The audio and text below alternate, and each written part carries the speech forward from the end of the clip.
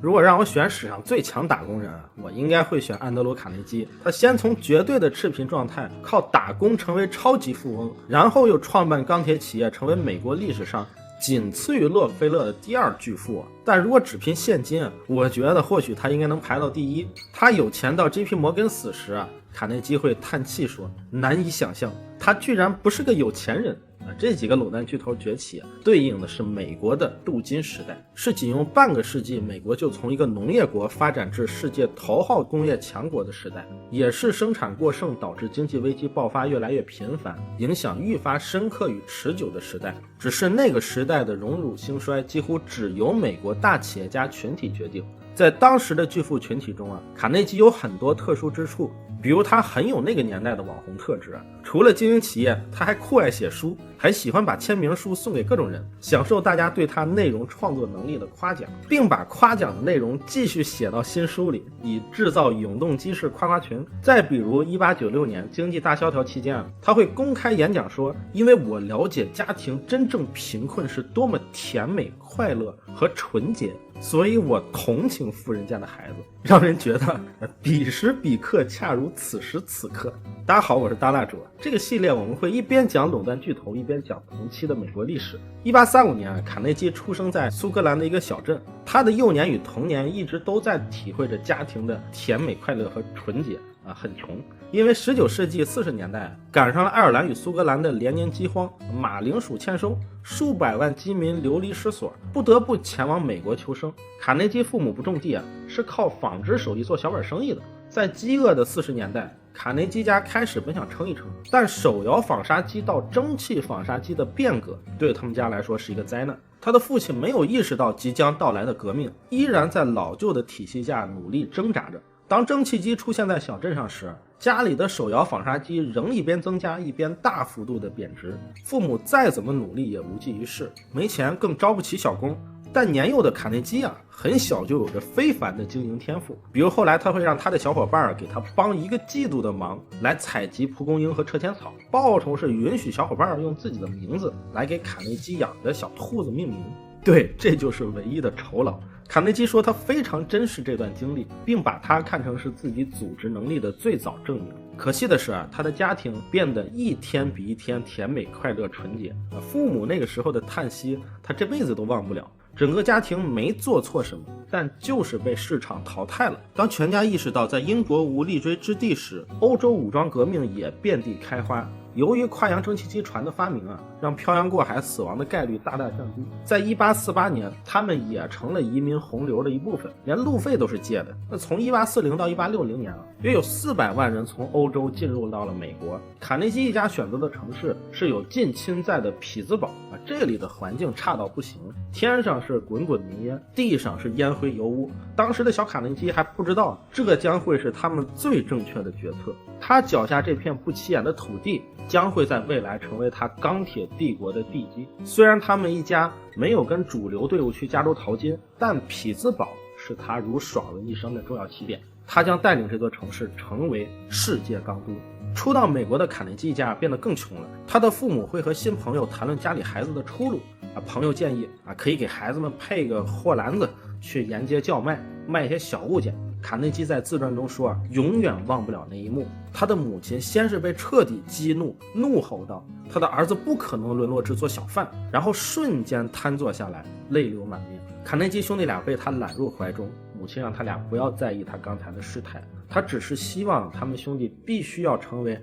世间有用之人。母亲强势且撕裂的性格使卡内基后续成长成为一个彻底的社会达尔文主义者。他长大后也成了斯宾塞不折不扣的脑残粉。社达长期也是美国的主流思潮即物竞天择，适者占有更多的财富和权利，不适者弱者被支配淘汰。为了养家糊口后续卡内基还是和父亲进了一家棉纺织厂，签下协议，自愿每天工作12小时，每天凌晨就得起床，在早上5点前必须赶到工厂。13岁的卡内基第一次感受到了什么叫资本主义的关怀。这对他来说简直是一场可怕的噩梦。卡内基在美国的第一份职业本质上仍是过去父辈经验的延伸，所以我觉得其实少年时期的苦难只能说对极少部分的职业有加成，苦难不见得能带来顺应时代的经验。后来呢，卡内基又换了个企业当蒸汽机烧炉工，每天都得闻着工厂的油味，经常恶心的没胃口吃饭。他很明确自己要继续转行，也展现出了异常的勤奋。那时候白天工作已经很辛苦了，美国一些夜校并不收钱，于是他坚持上夜校，学会了复式记账法。直到在1850年的一个普通夜晚，卡内基的美国亲戚说有一个公司需要招小孩来当电报信差，他赶紧抓住了这次机会。在面试的时候为了表现自己的独立，他不仅让父亲在街上等他，而且还骗面试他的领导说他父亲已经过世了，以至于这个领导一直以为卡内基是跟着自己的弟弟和寡妇母亲一起来的美国，还把这个写进了公司的历史中保存了下来。我们无从得知卡内基为什么这么珍视进入到这个公司的机会但他确实押对了。电报也被称为维多利亚时代的互联网，绝对的风口行业。自古以来早期通信速度很大程度上受制于人类的行进速度，后来是使用造价极高的旗语台。要知道他进入电报行业10几年前的华尔街还是用旗语通信怎么通信呢？每天第一个人站在华尔街商人交易所的最高处，通过挥旗子向哈德逊河对岸报告纽约证券交易所的开盘价格，大约30分钟后这个价格才可以传到费城。中途很多传递信息的人也要一直跑，这也是为什么直到今天一说上市联席账簿管理人英文是 book runner 虽然卡内基初始岗位并不是核心部门因为跟传统信差也差不多，需要在夜间飞奔在乡道上传递电报，但这份工作让他很快结识了这座城市里的大人物，比如后来成为美国战争部长与最高法院大法官的艾德温·斯坦顿等等。电报送信员是非常累的，算工资其实也不高。成为信差之后他不放弃任何一个机会表现自己，也会向一些懒惰的发报员求教发电报的技能。卡子白帮他们干活，很快他就学会了转型成了电报通信员。这份工作给他事业的起飞带来太多铺垫了因为电报的出现既带来了统一的全国市场价格，也加速了资本市场信息的流动和金钱的聚集效应。全国更统一的市场是商品生产规模化的前提，所以在当时电报中有大约70%的信息都是商业信息，因为电报得电报员打所以各种新的信息都得经电报员之手。卡内基了解到了很多商业活动的特性与逻辑，另外当时海外的一切新闻也都是通过有线电报来接收因此持续的接收邮轮新闻也是他们重要的工作任务。卡内基不断拓宽着自己的国际视野，很快卡内基遇上了他一生的贵人，宾州铁路公司的托马斯·斯科特。这个人因为经常来找卡内基首发电报，那个时候的铁路公司经常要靠电报来传递列车的行驶信息，来降低列车相撞的风险。电报公司呢，有很多线路是直接沿着已经建好的铁路线铺设的这本身就是两个互相融合很深的行业。一来二去熟了之后斯科特就邀请卡内基成为他的私人发报员兼私人助理，但又要略微降薪。卡内基毫不犹豫地决定跳槽又进入到了一个由私人企业家提供的平台基础设施级的行业。我们在过去视频里也讲过当时美国为了鼓励私人铁路公司，只要修铁路就能有沿线土地的所有权他们选择线路经过哪里，甚至能决定一个小镇的兴衰，而且每修建1公里能拿政府补贴，修好后又能靠运输源源不断的赚钱。所以从1830年到1850年铁路巨头们仅用20年就修了1万公里。卡内基在18岁前就完成了从差公司差岗位到好公司差岗位再到好公司好岗位的飞跃。其实对绝大多数毕业的年轻人来说好公司和好岗位很难兼得，有时差岗位能帮你摸到一个好行业是很值得的。卡内基刚进去没多久，宾州铁路公司直接自己自建了电报线路了。好的岗位好的公司特征就是扩张快，所以卡内基去了没多久就开始带一大堆新人了，薪水又上去了。我们不得不说卡内基确实有识别新行业与预测行业潜力的能力。而且呢，前面说的那个小区域经理斯科特基本就是成为了卡内基商业上的导师。斯科特后续一路升职先是做到了宾夕法尼亚大铁路公司的总裁，然后又干到了太平洋铁路公司联盟的总裁，是合并之后的太平洋铁路公司联盟。这就相当于今天国内排名前5的互联网公司都合并了，然后管所有事儿的那个人。卡内基存钱开始存得飞快，于是又做对了一件事，就是把不多的积蓄贷款给家里买了房，首付只付了1/7，一不小心又赶上了美国刺激激活土地市场的红利。首先是美国在美墨战争后本身就多了整整230万平方公里，因为淘金热让美国黄金产量从47年到53年翻了近100倍，大量黄金注入经济也让经济大繁荣，也就有大量区域银行通过印发银行票据来支持房贷。1854年美国国会又通过土地价格递减法继续刺激。后来忽然有一天，上司斯科特说现在有一个机会，只需要$500就可以通过内部渠道买某个小铁路公司的10股原始股。可是当时卡内基还房贷还的确实是兜比脸干净，别说500块了，连$5都没有。卡内基的母亲没多想就决定把房子抵押，也刚好可以抵押出$500。所以历史上的各种巨富基本都是刚在20岁左右就已经加了极高的债务杠杆，大浪淘沙后总有那么几个靠运气挺过来。卡内基刚拿到抵押款才知道，这笔投资竟然还需要额外的$100保证金，这真是晴天霹雳了。但是斯科特很大方，帮他把钱垫了，还允许方便的时候再还他就好。接下来卡子就开始定期收到交易所寄来的投资回报，虽然只有$10，但是他意识到这可是税后收入卡内基突然就开窍了，这也是卡内基成为投资家的起点。方法很简单，就是抄上级们的作业。他自己也在自传中写到他定期会和公司们的高层钻到小树林里，大家一起开选择投资标的的会议。毕竟只靠自己没那么好选。1856年美国铁路公司的股票都有360多家，一天研究一家都不带重样的。斯科特还教会了他不少铁路方面的知识，让他看到技术的重要性，也帮他结识了不少后来商业上的伙伴，比如他的上司公司总裁埃德加·汤姆森。当时滨州铁路公司这几位领导有个很重要的管理创新，就是别的公司的算账都是以企业为单位算，他们是以部门为单位，严格记录每一项开支与收入。卡内基先是学习他们的管理大计，慢慢则与他们一起运筹帷幄。在未来，他又会把这套系统迁移到自己的钢铁企业中，在激烈竞争中杀出一条血路。这时候卡内基升职加薪，投资回报愈发丰厚，而且从各种资料中我们能了解到他确实是勤奋的。比如他曾经8天8夜都待在铁路线上，以至于后来他自己办厂时得出了员工每日工作13小时根本不会导致劳累过度这种离谱结论。后续卡内基的各种著作中他很回避自己真正的第一桶金是如何赚取的，实际上是他和2位上级形成了稳固的利益三角。除了靠股市投机，他们凭借在铁路公司的特权谋取私利。比如早期各种电线从铁路上方过去是要给铁路公司交钱的，所以他们3个就靠做滨州铁路公司的代理公司，收电线租金，捞了大量的油水，然后又用代理公司的特权与其他需要从铁路上过更多电线的电报巨头换股。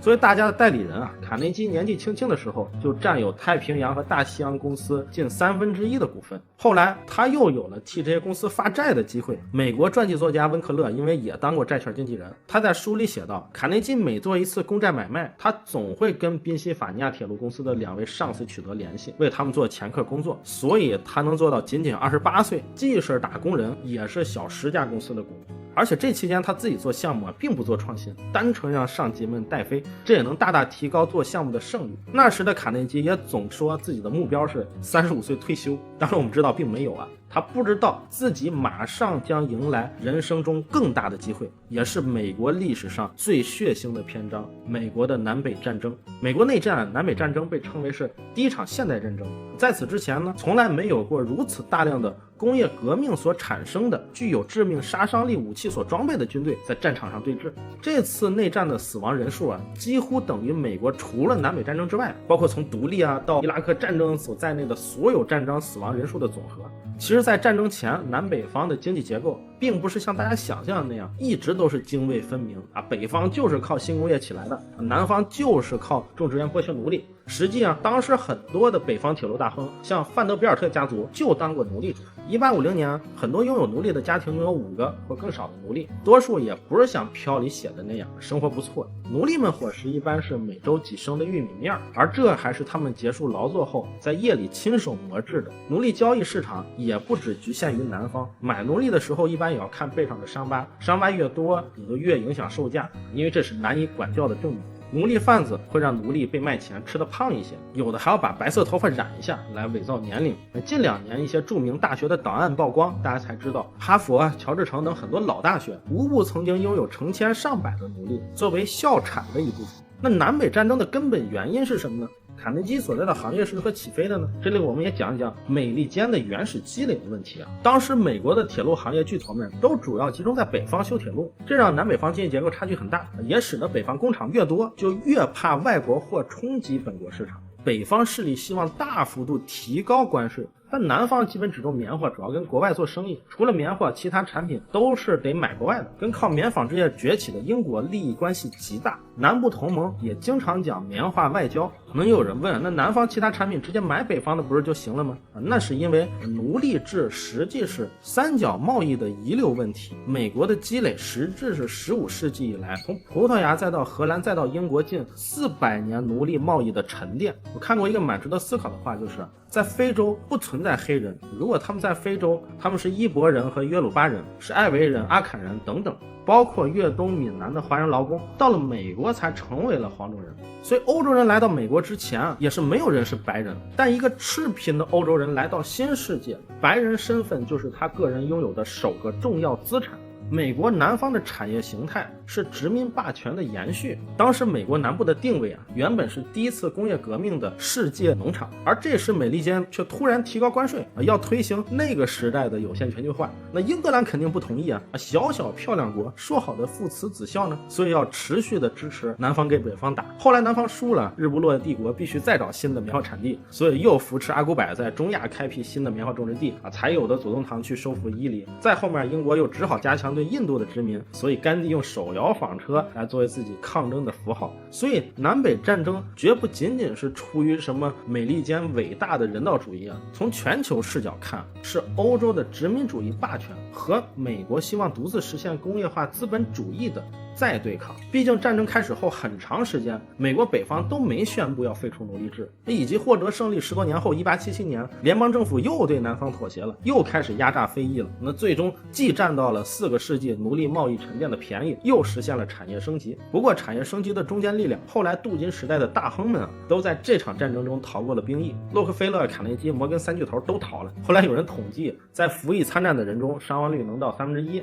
尤其是战争初期因为大家都没挖战壕的经验，都是拿着新式武器直接对冲。卡内基幸好是选择了雇佣一个人替他去参加。然而在1861年，忽然有一天，卡内基被斯科特召去华盛顿了。去华盛顿干啥呢？他没想到自己会以另一种方式介入到战争中，因为卡内基也算是铁路公司的高管了。年纪轻轻的他被要求临时组建一支铁路运输的官兵队伍，亲自负责几条政府军用铁路和电报业务。他和斯科特日常还要和美国有点小能量、小影响力的政治家相配合，比如亚伯拉罕·林肯其实这也很正常因为林肯当总统以前是律师常被伊利诺伊中央铁路公司雇佣当法律顾问。后来铁路大亨们需要一个新的利益代表，初期的林肯是那个被选中的人。林肯不是普选选上的，是通过选举团当选的。初期的联邦军高官们也都是从铁路公司调过来的。打仗前的10几年，西点军校大部分毕业的也都是要去干铁路的，所以北部联邦军队的上层，铁路公司的高管越来越多。而卡内基又算是铁路管理层里为数不多会打电报的，就有机会在战争初期主管了一段时间电报部门。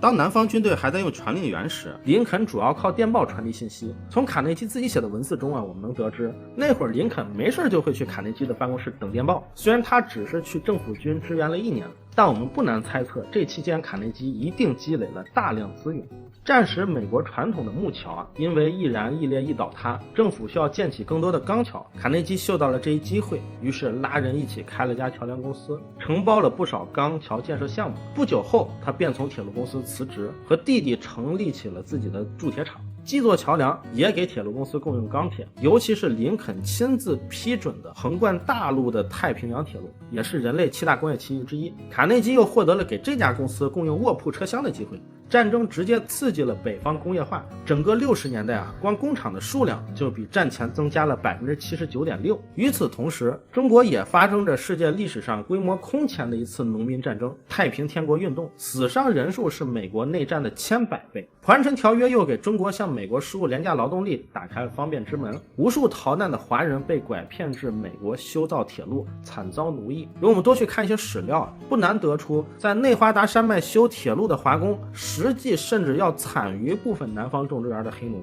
他们的命运就是死在工地上，以至于后人说，太平洋铁路每一根枕木下面都有一具华人尸骨。我讲这些也是为了提醒大家，高举正义大旗的美国北方有着发达的工业、先进的产业结构，工业化进程近乎神速，同样不是凭空而来的。在美国内战的最后一年，关税税率就被升至了平均 47%， 这意味着只要生产产品，国内市场就能持续消化。战争结束后，美国进入了一个新的时期，镀金时代，美国也赶上了第二次工业革命的班车。那么卡内基又是如何让自己公司的钢产量超过整个大英帝国的呢？接下来我们会继续一边讲美国的重要历史片段，一边带你回顾卡内基的一生。喜欢本视频的话，可以一键3连加关注，这对我们很重要。我是大蜡烛，我们下期再见。